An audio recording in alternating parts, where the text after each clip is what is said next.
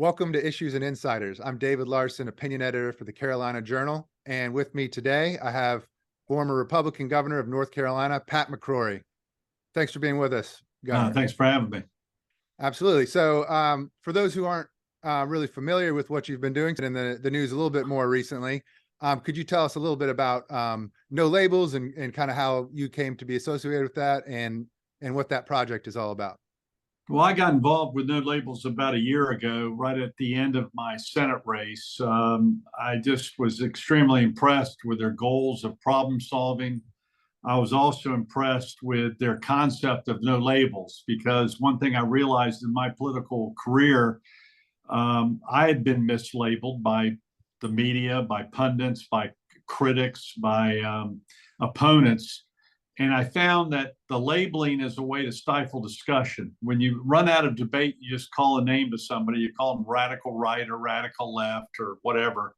And as a mayor, I was told I was moderate. As governor, I was called a right-wing extremist. And as a Senate candidate, I became a left-wing rhino. And it was all ridiculous. So I love the concept of no labels, because I believe most people in America look at each issue on its own merit and decide. And sadly, I've been labeled because of one issue or two issues. And I still consider myself a pretty conservative guy, especially fiscally, and my record shows that. But again, because Trump didn't endorse me, I was all of a sudden a rhino, and I didn't know it. My opponent, now Senator Bud, the commercials, Pat McCrory's a rhino, or the News and Observer calls me a right-wing extremist, and when I was governor, because of the gender issue. And I'm going, this is ridiculous. So I really like the concept of no labels in that regard. But the other thing that really had an impact on me was I'm concerned for our nation that we're turning to anarchy instead of civility. And three things in my last couple of years determined that. First of all, with about a month ago in my last term in office, we had a riot in Charlotte, and it was really anarchists from the left that started the riot and abused the media and abused our police and tried to firebomb our buildings. And I called the National Guard, and I think I did the right thing. And I'm proud of what I did. I think we saved our city. And but it concerned me that the left was using violence to go around working within the system. And then after I was defeated as governor, I got personally attacked during the Trump inauguration or swearing in. I got attacked by some people on the street from the left. And later on, I got attacked in my car in Charlotte, physically attacked, caused $2,000 damage. And me and my wife were verbally assaulted on numerous occasions after I left office. And I'm going, is this what it's really resorted to? And this is at the same time Supreme Court justices and politicians like Marco were being attacked on the street. And the last thing was January 6th. I used to say the violence was always on the left, but frankly, I was disgusted by the attacks of the police, the destruction of the building, and trying to stop a process of voting by, I think, anarchists on the right. And it's inexcusable. So I'm concerned that it's even getting worse today, that I'm concerned that we're getting back to like 1968 when I was a young kid, when Kennedy and King were assassinated, that I'm troubled that both Republicans and Democrats aren't speaking against the violence, especially if their jersey is being worn while doing the violence. Then it's a good cause. And to me, it's inexcusable. And I was concerned when, after I left office, we had people tear down statues on the state capitol grounds, and Governor Cooper didn't speak out against the violence. And I thought that was uncalled for too, because it was his jersey doing it. So if there's two groups that aren't really being civil to each other, and that incivility is a big issue that you're laying out as a motivator for you to be with No Labels. What is it, the people who are in No Labels, what is it that binds them into a group? If they're not looking at their teams, they do want civility. Is there anything else that kind of they want them together? They want to solve problems. And right now, for example, in immigration, the Republicans can't talk about getting the Dreamers in, or they'll be defeated in a primary, and the Democrats can't talk about a strong border, or they'll be defeated in the primary. And the American people are saying, do both. Come on, Republicans, you're not going to send the Dreamers back across the border. And come on, Democrats, we need a strong border. We don't need this fentanyl and human trafficking and illegal immigrants just invading us. That's what the American people are saying. And yet, sadly, Congress can't do it because they're afraid of the primaries. And I saw this in my Senate race where, I lost to a Senator Bud who had a gun in his front of his pants at the border as though he was going to shoot immigrants crossing the border. And I was just going, what's happened? What is going on in our party? And no Republicans are speaking out against it. And frankly, he owned a company. His parent owned a company in the sanitation business and landscaping business. And I just wondered how many of them came across the border illegally, and would you have your gun on them? And then I see Democrats like Biden who are just refusing to accept that he's got a problem, him and Vice President Harris. So just we're losing our common sense. And that's the other thing that appeals to me about labels. We came out last week in New Hampshire with the 30 items, which we think are common sense, including just that on immigration, that both parties refuse to acknowledge or move on. And to me, it's inexcusable. So hell, if that makes me a rhino or a right-wing extremist, so be it. I don't care. So I did notice, it seems like in a lot of people's minds, what you're saying will be sort of two sides and people meeting in the middle, and maybe I don't know if it's meeting in the middle. Safe. But I guess my question is, some of these things look actually like third rails that, are not safe, that are things like reforming entitlements or balancing the budget. So I guess you can't really be accused of playing it in the safe middle. It's more of a no. We're not playing the safe middle. In fact, one of the comments we make is we're the only people being honest about Social Security. I mean, we had Biden give the State of the Union address and dare the Republicans, you're going to cut Social Security, and all the Republicans stood up and said no, and they all agreed we're not going to touch Social Security, including Donald Trump. And both he and Biden are lying to the American people. They have to touch Social Security, or it's going to go bankrupt in 7 years, and by law, 25% of the benefits will be cut. And what's ironic is everyone's staying silent about it. The party regulars, including in North Carolina, Michael Whatley, and including the Democratic leader, they're kind of just can't talk about it. Maybe even including the Carolina Journal. I don't know. But damn, we're not being honest with the people. So yeah, no labels is being honest with the people. Me and Joe Lieberman and Ben Chavis. Who would have imagined Ben Chavis and I working together? And I thought Ben Chavis was some radical left-wing, extreme, violent guy. And I found out he's just the opposite, because he was branded improperly. And he had a certain perception of me before we met. And hell, we're best friends. And we've come together on many of these issues. And I'm having a good time with it. I wish our nation was at where me and Ben Chavis are right now. Does it seem doable when you look at something like balancing the budget or reforming entitlements, and you sit down with somebody with sort of a different perspective, maybe other side of the aisle? Does it seem like it's a feasible thing to really come up with a solution that could stave off kind of financial problems, fiscal problems? For the first time, I'm actually with people who are putting country over party, even though I see both Republicans and Democrats throw that commercial, I'm going to put country over party, and it's total BS. Because in order to win their party, they've got to appeal to a base in the primary and answer questionnaires from every group with an absolute litmus test, which I refused to do in my last Senate campaign because the questions were so ridiculous on complex issues.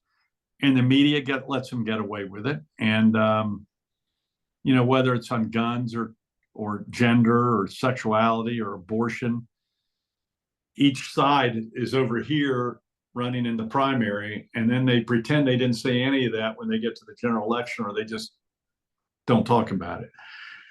And we're lying. listen, I've played the game. I've been played by the game. I'm telling you what the game's all about, and I'm not afraid to do it. That was one thing I haven't looked through the entire 30 items, but some are more general than others. Some are very specific. Some are general because we couldn't find a consensus of what the 30 items are what the American people are saying, not necessarily what myself and Ben Chavis and other members of No Labels are saying. But on crime, for example, we both would be kicked out of our party. On crime, we're saying arrest the career criminals and prosecute, right? Enforce the small laws and the big laws too. But we're also saying, we ought to close these loopholes on some gun checks and training and universal background checks, which would lose me the primary. And Ben Chavis is saying, arrest the career criminal, stop the games. So we're saying both, because that's where most American people are. But that's not where the primary conventions are at this point in time. All right, now that we've talked a little bit about, in general, No Labels, looking forward to, I guess, what you're calling the insurance policy. If the American public don't seem to really like either of the two major presidential candidates, you all have said that you would likely or would run a presidential candidacy, third party. Is that, would you say a little bit about that, what you all have in mind? Well, it's not what we say, it's what the American people are saying. The American people right now, 60 to 70% of the American people are saying we don't want either Biden or Trump. And yet they're the two leading candidates by large margins in both party primaries. It's almost as though the parties are telling the American people, you might not like what we are presenting to you, but you have no choice but to concur with one of them. And if you decide to do another, you're being dangerous. Including right here in North Carolina, where the North Carolina Elections Board is refusing at this point in time, after 3 months, to put No Labels on the ballot, despite getting signatures, because Democratic operatives don't want us on the ballot. And hopefully that'll change in the next week or two. But groups like MoveOn.org have party over country as their objective. So we're only going to make that decision after Super Tuesday. And if it still remains where 65% of the people are unsatisfied with two candidates, and most likely the only way that would happen is if it's Biden and Trump, then we'll run a ticket. And in the meantime, we're going to get on the ballot as many states as possible, including North Carolina, which is making us spend a lot of money on lawyers because the elections board is not following through with their obligation to follow the law, which is inexcusable. So in 2022, when it was Bud versus Beasley, I'm sure you saw the headlines about the Green Party wanted to run a candidate, Matthew Hogue, and they had a lot of trouble. We covered that extensively. And, a lot of that was on suspicions that even though the counties had verified these signatures, that they didn't really want to accept it. They wanted to ask more questions.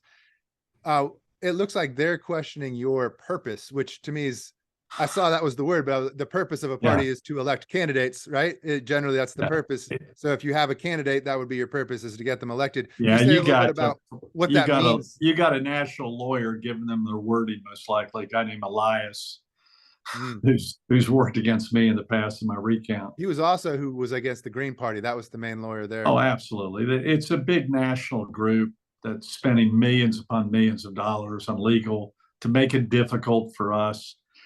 And the Green Party was right. And the elections board, controlled by the Democrats and Roy Cooper, got caught with their pants down. And the media let them off the hook too. And listen, the Independent or the Libertarian Party was on the ballot when I ran and got over 100,000 votes. Some would say it cost me the election. That's not their problem. That was my problem. They had every right to be on the ballot, and I took no effort with the control of the elections board to stop it, even though I knew it was going to hurt me, because it wasn't the right thing to do. And we're politicizing the elections board in North Carolina right now, and probably with a new bill that's being proposed by the Republicans. All they have to do is follow the law. The law is pretty clear. It's not that complicated. And sadly, the good old boy political systems with national imprints is Yeah. impacting some of the thought process there, where we have both Republicans and Democrats who are putting party over country, including right here in North Carolina. So we're going to run a candidate, and we'll go through that selection process after Super Tuesday. We'll have a convention in Dallas. In the meantime, I'm a Republican. I'm going to vote in the Republican primary for president. And I think we've got some great candidates, and I hope one of the great candidates wins the primary. But if it's Trump and Biden, I'm voting for another candidate, and it'll be the no labels candidate. You mentioned Mark Elias. I guess I hadn't heard his name specifically tied to this, but I know there's like a group of 40, the Washington I'm Post assuming that there's a group okay. there's a group behind. I mean, this money's coming from somewhere, and we're having to spend money. Bob Orr is our lawyer, of all things. He and I ran against each other for governor in the primary in 2008. So interesting bedfellows many years later. But, they're trying to stop us in Maine, Arizona, and North Carolina right now. In Maine, the Secretary of State wrote a letter to all the people that signed our petition and asked them if they were sure they wanted to sign it. Never been done before in any state. Inexcusable. And as Ben Chavis is saying, they're trying to disenfranchise our voters. And if Ben Chavis says it, he's got credibility to say something like that, having worked for Martin Luther King. I did notice Ben Chavis said to NBC that if they didn't want to play as a spoiler, that would elect Trump. So generally, it seems like the Democrats are more scared of no labels with all what you're saying. But should the Republicans also take note of that? Because it seems like maybe I don't group think either more one, scared of Trump getting elected. Maybe they don't want, both candidates are unpopular, but did you see those comments from him? Yeah, I don't think either party knows who it's going to hurt. I mean, they're just saying we're going to be a spoiler, when in fact they might be the spoiler for us. If we select two good candidates that appeal to the broad spectrum of the 60% of people who don't want either Biden or Trump.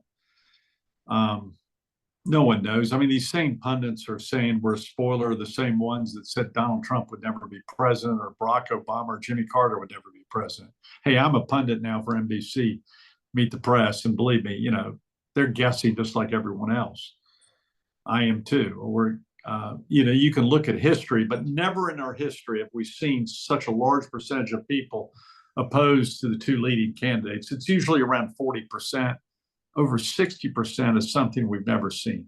How do you think that happened? Karl Rove has an editorial today in the Wall Street Journal saying the Democrats ought to be worried. And then he ends the article, next week I'll write why the Republicans ought to be worried about no labels, which is fine with me. But the fact of the matter is, if they were listening to the American people, if 60 to 70% of your customers were not satisfied with your product, you'd be bankrupt. And they seem to be totally naive. In fact, the two parties, again, I'm still a Republican, they seem to be taken for granted that we have to concur with their choices regardless. And if we don't concur, we're dangerous to democracy. How do you think we got to that point that we had two candidates that people aren't all that happy with, but it seems almost like it's inevitable to a lot of people. And if you voted for a third party, that would be ridiculous in a lot of people's minds. Because the power elite in DC have set up the system where it's a foregone conclusion on the way the primary system is set up in both parties. I mean, it's set up. Now, something still could happen between now and then. I hope no labels has an impact on the debate with us rolling out these issues. And we encourage the people in New Hampshire, ask the candidates where they stand on these 30 issues and make them state it like we are. Don't let them pivot and give some total BS answer. And sadly, that's what elections are becoming. I couldn't believe my Senate race, how no one talked about issues. It was all about who endorsed you and how much money you got.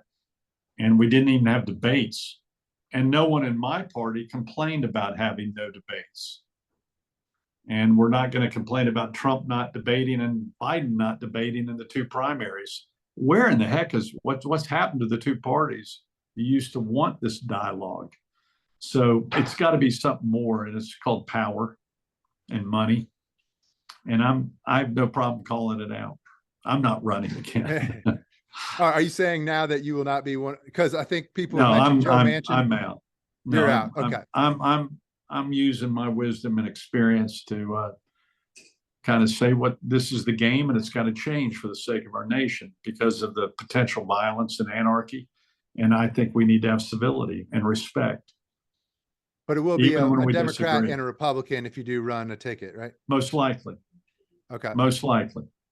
And what kind of feedback have you all got? Do you have either polling or just anecdotal reaction from people as you've been unrolling this possibility of a candidate? We did major polling numbers that you've in all 50 states. We did it state by state because the presidential election is state by state. National polls mean very little. You need to look at state by state. So it's exciting. We'll see what happens. Again, we might not do it, but we believe having the right to get on the ballot that gives us leverage to do it. And it's inexcusable that either party tries to stop that effort. I'm a Republican and a conservative who believes in competition because competition makes us all better. I think that applies to capitalism, and I think it also applies to elections. Is that internal polling, or is there anything you can share on kind of numbers? Or our internal polling has been very consistent with the external polling that we're seeing. So our polling was just much more extensive in all 50 states. We're talking thousands of people we polled. So we'll do it again. If we see the same dynamics after Super Tuesday, we'll begin our process of selecting a candidate, having a convention, and see if we make history. But if we don't start solving these problems, neither party is doing very good at it. We're just kicking them down the road for the next generation. You know, I was proud as governor. I did not do that, and it may have cost me the election in several areas, but so be it. Have you all thought about party infrastructure a little bit in terms of if you'd run a candidate, it'd just be for one office, correct? And you would have yes, this is only going to be president, vice president, and then we disband. We have no goal of being a permanent party.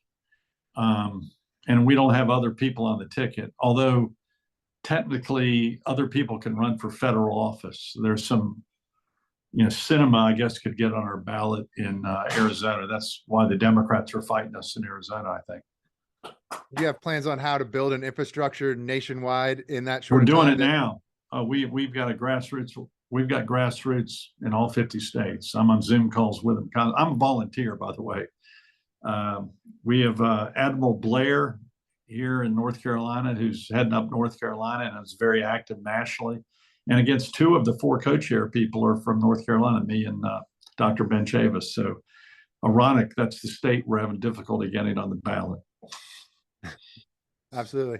I think that might be all I have for you, but I don't know if there's anything else you want to mention to fine. people. No, I just listen, we've got to solve our problems. And I'm a firm believer that whether you're Republican or Democrat, you got to leave this place a better place than when you came. And right now we're kicking the problems down the road. And we're only appealing to a small segment of the people instead of a broader base, which can work together and have civil discussion. Our Constitution is a thin piece of paper. And that's the only thing that separates us from anarchy and civility, that thin piece of paper that we have to respect. And by God, I've tried to do that as a city councilman, mayor, governor, and even a Senate candidate.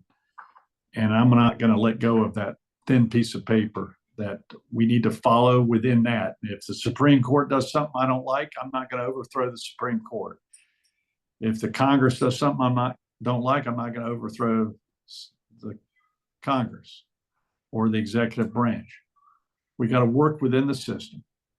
And both parties now have been guilty of, saying the Supreme Court, the Democrats say the Supreme Court is not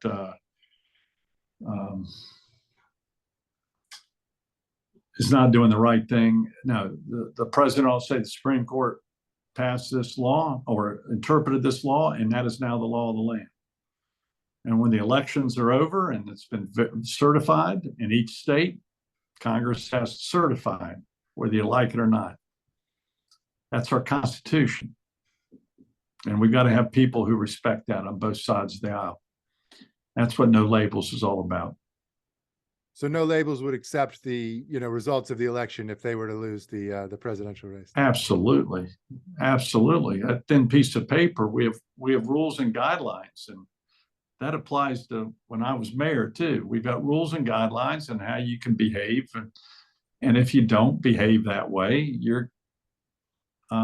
there's consequences. Absolutely. That brings a civil society. That keeps us, this great experiment we call the United States, keep going. It's still new. Let's keep it going. Well, thank you, Governor, for talking with us for a little bit. God bless you. Thank you very much. We'll speak again. So, all right. Thank you.